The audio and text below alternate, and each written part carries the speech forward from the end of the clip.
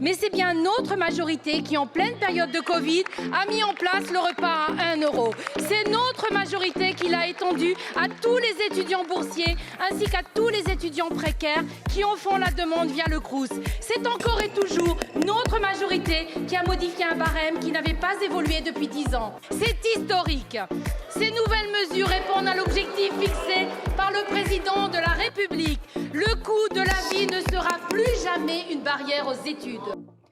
Nous nous devons d'inscrire dans le marbre de la loi une plus grande transparence des centres de santé envers leurs usagers, un texte qui permettra de lutter efficacement contre les malversations d'une poignée de gestionnaires véreux.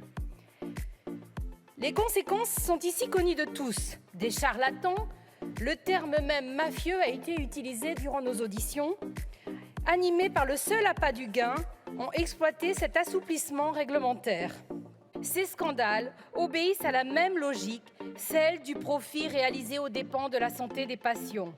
Notre Assemblée s'honorerait à pérenniser cette méthode de travail, loin des heurts et des invectives qu'elle a malheureusement donné à voir ces dernières semaines. Malgré l'intensité de certains de nos débats, mes chers collègues, je persiste à croire et à clamer que nous sommes capables de travailler ensemble sur des sujets d'importance pour les Françaises et les Français.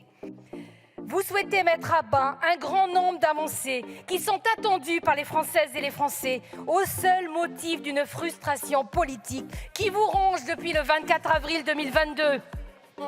Vous n'avez pas le monopole de la ténacité. Nous parviendrons à améliorer sensiblement la vie des Français.